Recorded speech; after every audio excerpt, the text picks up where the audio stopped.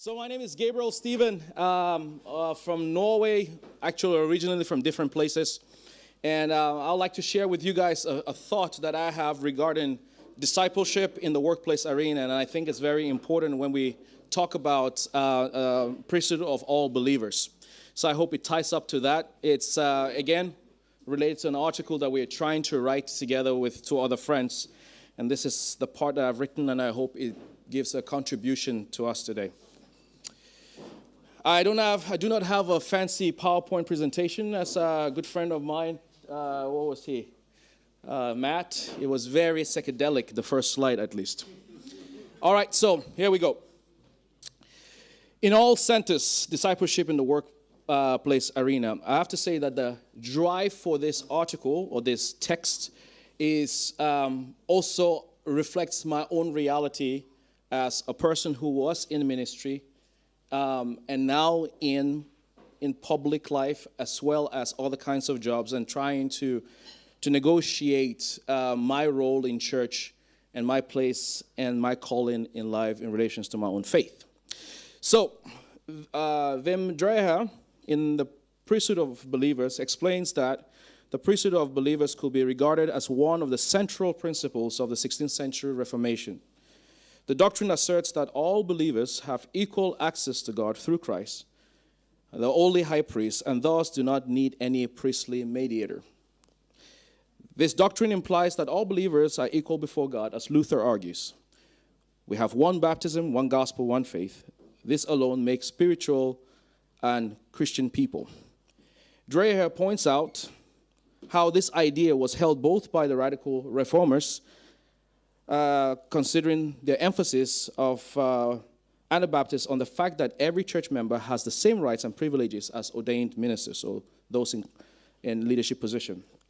The idea of full-time ministry differs then from non-ordained believers in that the former only differs from the latter on function and not in status. This might not sound radical for our day, but this was revolutionary for the world of reformers. No wonder Martin Luther, among other reformers, used terms to debunk the idea of Roman Catholic Church of his time that said the temporal power has no jurisdiction over spirituality. By temporal power, I understand Luther referring to all vocations outside the church, such as, in his time, princes, lords, artisans, and peasants.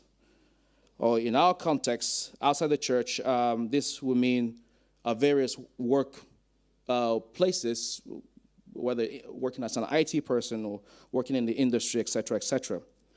Instead, Luther argues that all Christians are truly of the spiritual estate, and there's no difference among them, save of office alone. This, as the Apostle Peter says, that this concept is the priesthood, or rather the royal priesthood, a holy nation that we then comprise, or we make up of.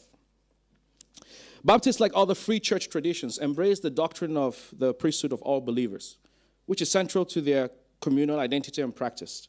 The free church label encompasses faith communities or gathering churches that practice believers' baptism and uphold to a call to a moral living, radical moral living.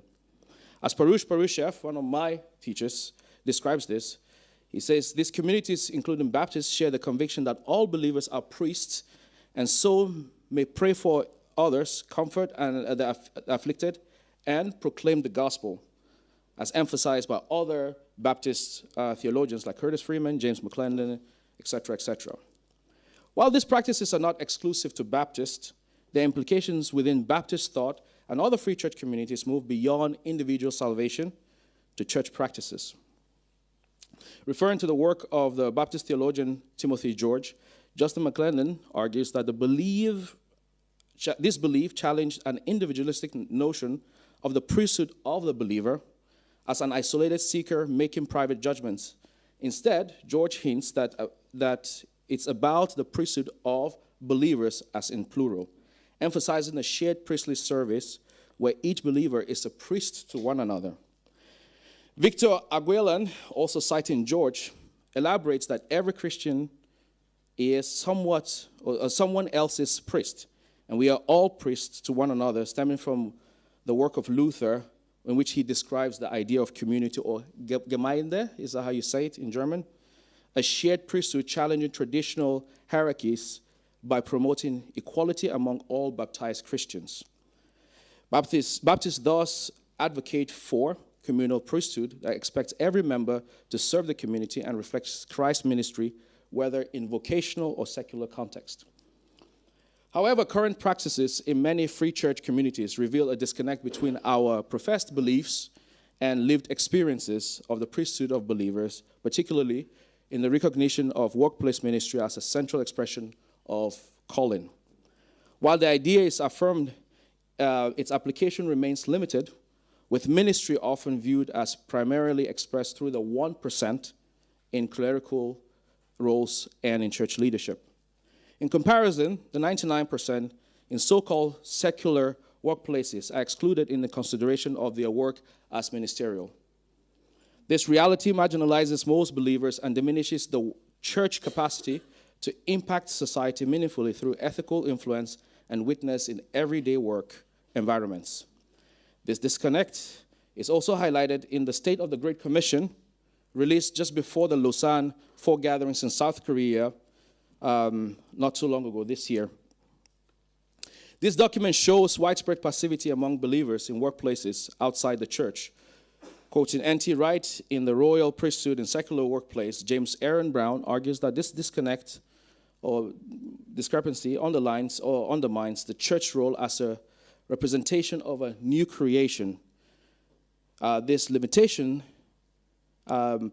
then prevents a reimagining of human vocation where believers embrace their work as a divinely inspired calling and act as witnesses in all areas of life. With Brown's thought in mind, it demonstrates how the current situation in Baptist and free churches spaces fail to realize the new creation vision. This highlights a critical need for discipleship that empowers believers to consistently reflect their calling as a holy priesthood of all believers across all spheres, particularly within secular workplaces. Consequently, this essay, argues that closing the gap between belief and practices requires a renewed focus on discipleship that equips Christians to embody integrity and faith in workplaces outside of traditional ministry roles. So workplace discipleship as an expression of priesthood, or of the priesthood of all believers.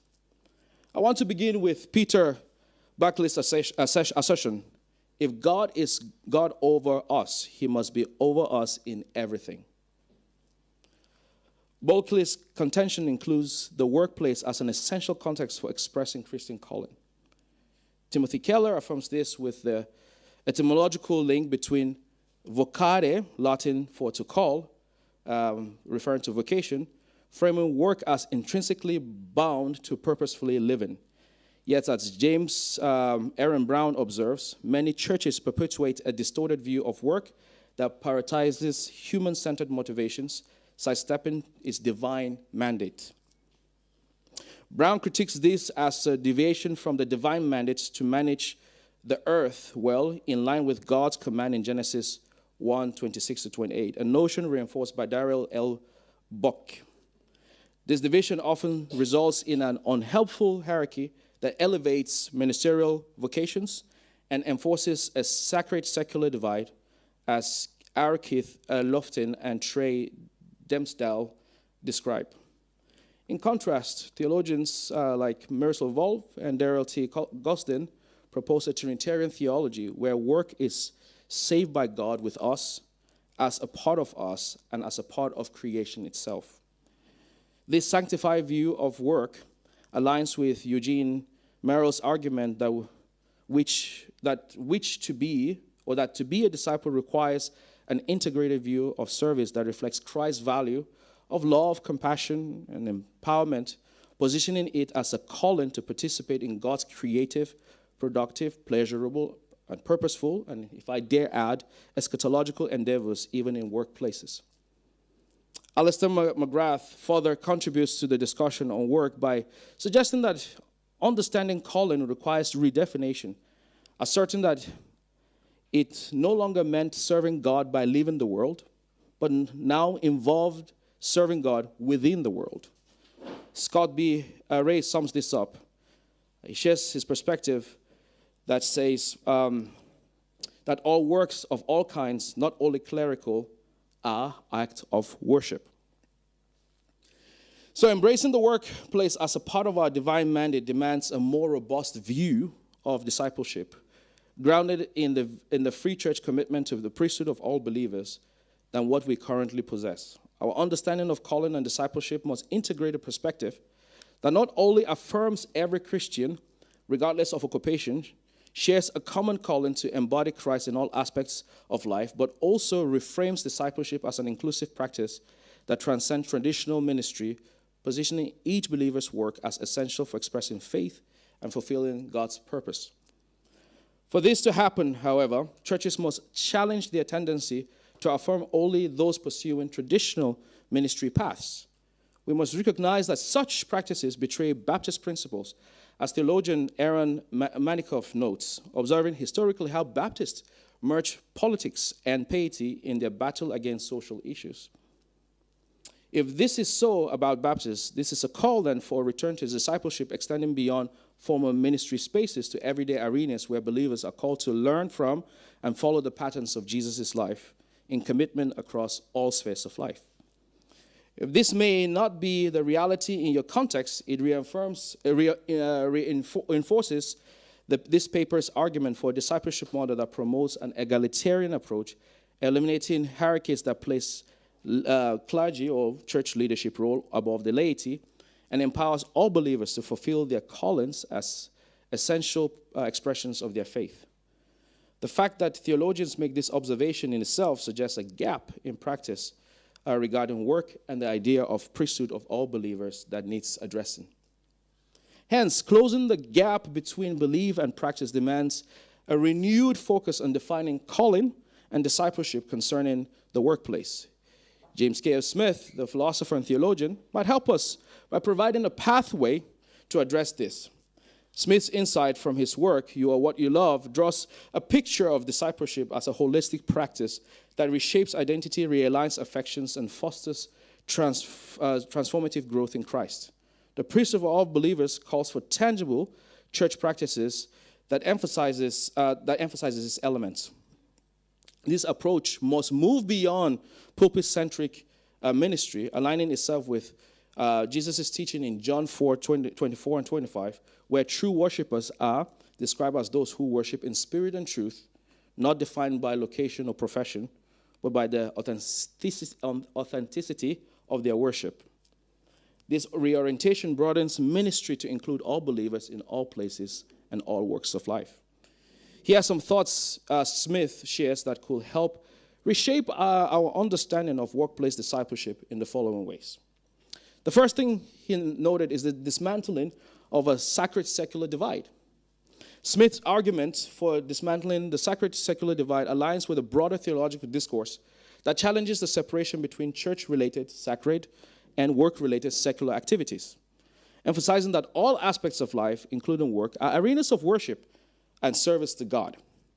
Abraham Kuyper's concept of sphere sovereignty is encapsulated in the declaration that there is not a square inch in the whole domain of human existence over which Christ does not cry, mine. This asserts that every sphere of life, again, repeating myself, including work, falls under Christ's lordship, compelling Christians to approach their professional duties with the same intentionality as religious activities. Similarly, Martin Luther's doctrine of vocation highlights that God works through everyday callings, suggesting that mundane tasks such as sweeping a kitchen or carpentry work or crafting a shoe are acts of worship comparable to clerical religious roles, thereby dissolving the boundaries between, again, the secular and the sacred sphere. The Theology of Work project echoes this sentiment, affirming that our daily work, whether paid or unpaid, matters profoundly to God, framing work as a primary means through which humans engage God's creative and redemptive purpose. Smith's critique to the sacred and secular divide Rather, Smith critiques the sacred and secular divide by arguing that all life is liturgical, proposing that practices in both work and worship shape discipleship, thus positioning work as a form of prayer. So collectively, this perspective should encourage us believers to not view the one much more sacred than the other. Rather, all acts, all profession as an act of service and worship to God. But he does not stop there. He goes on to say that we need to reimagine the workplace as a place of worship. Smith encourages us to view our work environment as formative spaces where our affections and desires are continuously shaped. This perspective broadens the scope of discipleship beyond church walls and structured programs, permeating every facet of daily life, including work arenas. Consequently, the workplace becomes an imagination station for communal worship, where values, habits, and desires are cultivated. Reimagining the workplace as a site of prayer or worship necessitates a re-narration of our identity, prompting us to see ourselves in our professional roles, not merely as employers, managers, or entrepreneurs, but as worshipers, co-creators, and collaborers with Christ in his renewing task of the world, or redemptive task. This redefined sense of identity transforms our perception of work from merely a job to a calling and as a vital participation in God's kingdom work. Lastly, formation of missional habits in the workplace. Smith's emphasis on forming habits is rooted in the theological tradition that conceptualizes discipleship as a transformative process to reshape our desires and habits rather than merely accumulate knowledge. This view resonates with the ethical framework of Thomas Aquinas, who integrates virtue ethics into Christian thought by arguing that virtues are developed through habitual actions and are essential for moral decision-making, as articulated in his Summa Theologica.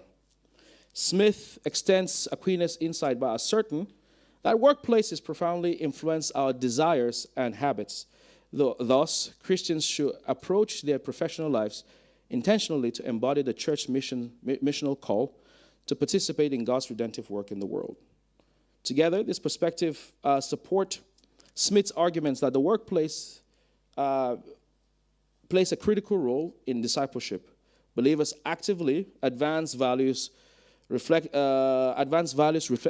of God's kingdom and participate in the transformation of culture by deliberately cultivating virtuous habits within their professional lives.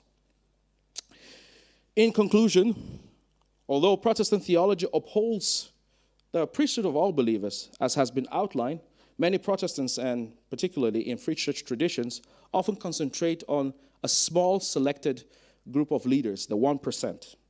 I have attempted to demonstrate that our emphasis on pastoral roles as the center of ministry limits broader community engagement and creates a gap between theological ideals and ecclesial practices, such as the doctrine that we're talking about.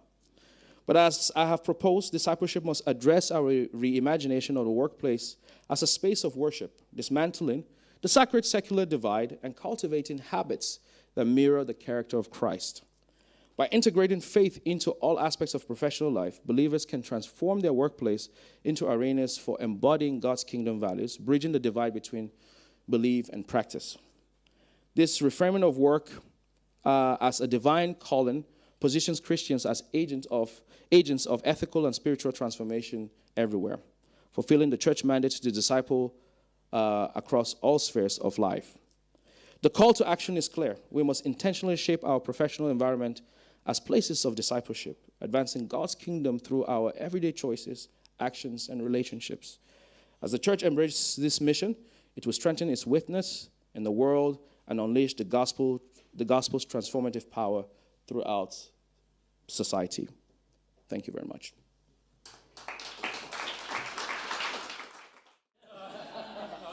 All right, here we go. So, Gabriel, if I understand, part of what you're arguing is that I'll use the term of specific calling versus general calling, maybe. So part of what I think you're arguing is that we often use specific calling language and mechanisms for clergy, pastors, congregational leadership. And so one of the things you're doing is taking that sort of framework and say, hey, we need to use that kind of framework for sacred or secular jobs, regular jobs. So that makes sense to me. But my question is not part of the problem maybe that we overemphasize specific callings? So when in the New Testament, calling most of the time is calling to follow Christ, not. I mean, there's Paul called as an apostle a little bit, but it's mostly called to follow him. And so our call is to follow him wherever we are, at home, in work, in the congregation, etc. So, and just lastly, I think I see this a lot in young people, like high school or university age people who are very consumed with the idea of, I have to find out, am I called to be a veterinarian to big animals, cows and horses, or called to be a veterinarian to cats and dogs? I mean, that's an exaggeration, but I see some paralysis there. So could that be part of the solution, is saying, look, calling is more about following Christ than about, the specific item? Yes, well, I think the answer is yes and yes. Thank you for asking and answering the question. Yes, it is the question, rather the concern is that we focus too much on specific callings. And what happens is that we exclude people in the marketplace. Are they a part of God's community? Or, can you hear me now? Are they a part of God's community? Are they doing God's work where they're at? Or is that only left for the 1% that are in ministry, as we call it? And so what we see is that in places like in the majority South, could that be also why in places that you have majority Christian, that there's still a lot of corruption and ethical issues, because they're yet to be discipled and taught that their calling is in those spaces?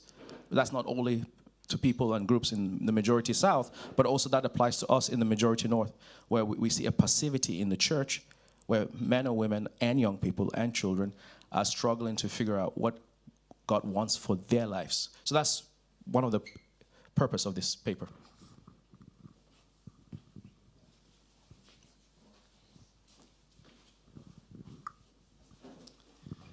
Thank you for your presentation.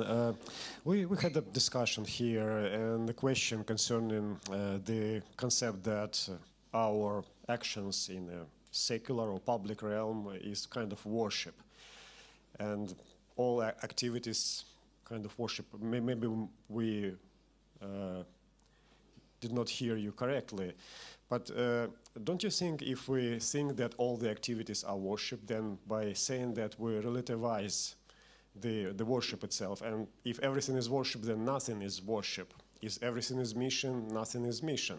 So how would you respond to that? Well, I'll respond to that by focusing on John 4, where the requirement for worship is not specifically in place or activity, but in truthfulness and in spirit.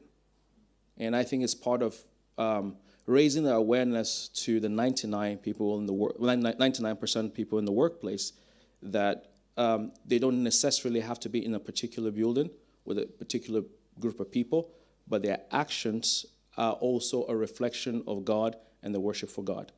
So it's not about, well, everything is worship and nothing is worship. It's raising the consciousness that what I do unto the Lord, and it's an offering of worship to God.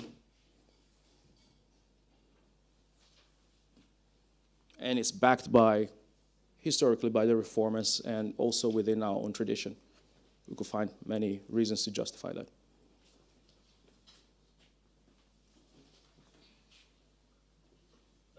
Well,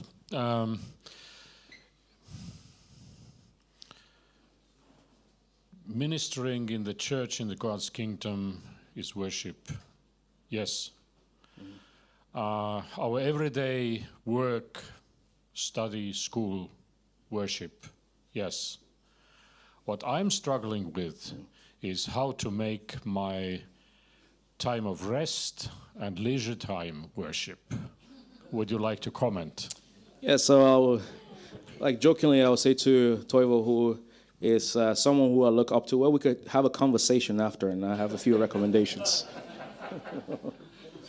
Yeah, I think in the more serious note, I think we also have to take seriously our Sabbath.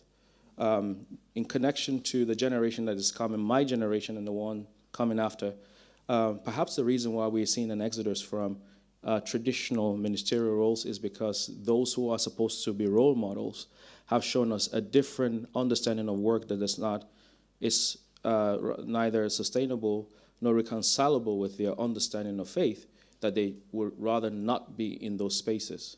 So maybe it's about time that someone writes and talks about this. It's very important, including the fact that many people are getting sick of late. So, serious issue.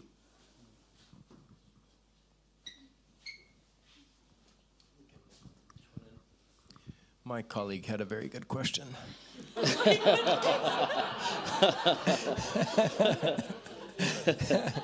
It was a very good question. I will try to say it half as good as you said it.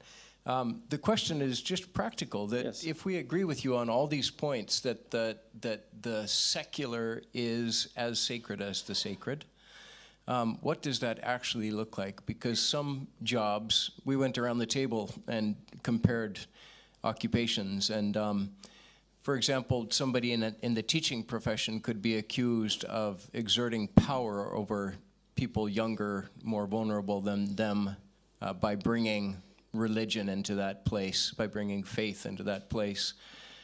If you work in sales, the question is how deeply do your relationships go? What does it look like to make that a sacred space? So the question is very practical. Yeah. What does this actually look like? We can affirm those spaces as sacred, but what does the difference actually look like? Well, I think the difference is actually the embodiment of it.